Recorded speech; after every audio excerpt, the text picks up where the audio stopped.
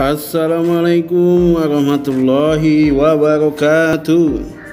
Anak-anak Bapak kelas 6 yang dimuliakan Allah Subhanahu wa taala. Pada hari ini kita akan melanjutkan materi TIK, yaitu tentang bagian ketiga, serangan spam, spyware dan phishing. Ya, coba lihat di halaman 38. Semakin mudah dan banyaknya file musik dan game yang dapat diunduh atau di-download, ya, semakin memberi peluang untuk masuknya spam, malware, spyware, dan phishing. Spam adalah email sampah yang masuk ke kotak surel atau surat elektronik tanpa kita kehendaki. Isinya meliputi iklan-iklan sampai penipuan. Sementara itu, malware adalah program berisi kode berbahaya, termasuk diantaranya virus, ROM, dan trojan. Kemudian spyware adalah program yang bersembunyi di dalam komputer. Program ini akan mengawasi semua bentuk aktivitas yang kita lakukan di internet tanpa sepengetahuan kita, lalu mencuri data-data penting seperti username, password, informasi rekening bank, dan lain-lain. Phishing adalah aksi penipuan online yang mencoba mencuri data-data penting pengguna internet. Salah satu caranya adalah melalui email yang isinya meminta si penerima email untuk mengklik link yang diberikan. Langkah-langkah yang dapat dilakukan untuk mencegah serangan spam, spyware, dan phishing adalah sebagai berikut. Yang pertama adalah hindarilah mengunduh konten terlarang dari situs yang tidak dipercaya. B. Pastikan tidak membuka link atau surel dari orang yang tidak kamu kenal. Yang C. Pasang software anti spam di komputer. Yang D. Selalu perbarui antivirus di komputer. Ini fungsinya apa, anak-anak sekalian? Fungsinya adalah untuk melindungi data-data penting kalian yang ada di internet. Misalnya data pribadi, ya kan? Kemudian data nomor rekening pribadi. Kemudian data-data lain yang sangat penting kalian anggap mereka akan mudah untuk mencurinya atau membajaknya. Selanjutnya adalah bagian 4, plagiarisme. Internet memudahkan setiap penggunanya untuk memperoleh informasi. Plagiat ini maksudnya menjiplak, nak ya. Kegiatan meniru, menjiplak atau mengambil karya dari orang lain dan mengakuinya seolah karya sendiri.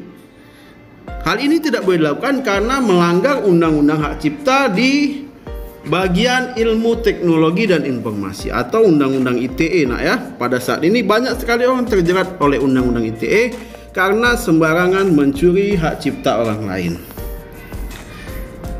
Untuk mencegahnya terjadi plagiarisme, selalu tuliskan sumber atau referensi dari artikel yang kamu bagikan. Jadi kalau kamu mengunduh sesuatu dan ingin menguploadnya kembali, usahakan sumber referensinya dapat kamu cantumkan. Kalau tidak, kamu dianggap menjiplak. Dan itu bisa terkena denda sampai 2 miliar rupiah. Oke? Jika karyamu ditiru oleh orang lain tanpa izin, kamu dapat menegur orang tersebut agar menghapus konten yang ia tiru. Itu kalau kita sudah memiliki hak cipta. Tapi kalau kita belum memiliki hak cipta, ya mau tidak mau ya banyak yang kita miliki ditiru oleh orang lain. Yang kelima, pembajakan produk digital. Nah, sekarang banyak terjadi. Kenapa?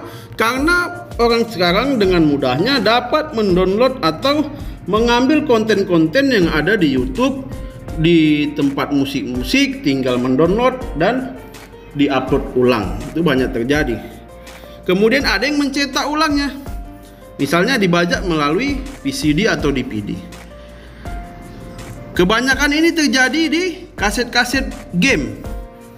Ada kaset PS, kemudian ada kaset-kaset lagu-lagu atau MP3, kemudian dipindahkan ke USB atau flash disk.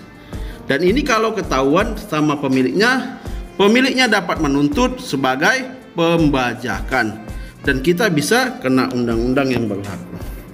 Jadi demi untuk tidak melanggar hak cipta, maka kita harus meminta izin kepada pemiliknya. Nah, jadi harus berhati-hati kalau kita mengunduh atau mendownload konten-konten yang ada di internet. Yang B, berita bohong atau hoax. Nah, ini banyak sekali sekarang terjadi berita bohong. Orang dengan mudahnya menyebarkan berita-berita yang tidak bermanfaat atau berita-berita tentang yang tidak tahu kebenarannya. Misalkan berita tentang kuis-kuis penipuan atau SMS spam. Sekarang ada WA spam namanya ya. Kita disuruh mengklik, katanya dapat hadiah. Padahal itu pencurian data yang dilakukan oleh orang yang tidak bertanggung jawab. Misalnya kamu ingin mendapatkan uang 100 juta, silakan klik link berikut ini. Itu jangan sembarangan dibagikan karena itu merupakan WA spam. Itu dapat merugikan orang yang mengklik link tersebut. Karena kita tidak tahu bahwasannya data rekening kita bisa dicuri dari mengklik link tersebut. Berita bohong atau dikenal dengan istilah hoax banyak disebarkan melalui media online. Mengapa seseorang membuat dan menyebar hoax? Ada berbagai alasan. Pertama, untuk mengalihkan berita yang sebenarnya.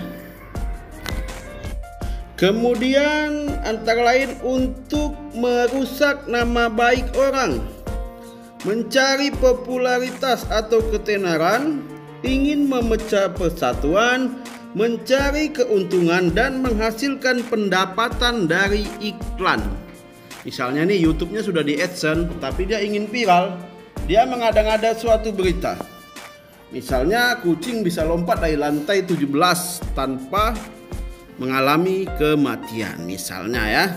Kemudian jenis-jenis berita hoax yang paling sering diterima oleh masyarakat adalah terkait isu-isu politik dan sara. Sara itu adalah suku, ras, agama, dan antar golongan. Ini digunakan untuk memecah belah. Dan ini tidak bermanfaat sama sekali, bahkan ini dapat merugikan orang lain. Wah, mengerikan ya. Bagaimana caranya agar kamu tidak mudah terhasut hoax? Perhatikan langkah berikut ini. Yang pertama, cermati alamat situs. Yang kedua, periksa fakta. Yang ketiga, mencari sumber lain dan membandingkannya. Yang keempat, cek keaslian foto melalui link yang sudah disediakan di buku. Yang kelima, bertanya pada orang tua atau guru. Ini untuk apa? Untuk menghindari kalian dari menyebarkan berita hoax. Baik, anak-anak Bapak kelas 6, cukup sampai di sini dulu materi yang Bapak sampaikan. Semoga bermanfaat dan kita semua selalu terhindar dari berita hoax. Wabillahi taufiq wal hidayah. Wassalamualaikum warahmatullahi wabarakatuh.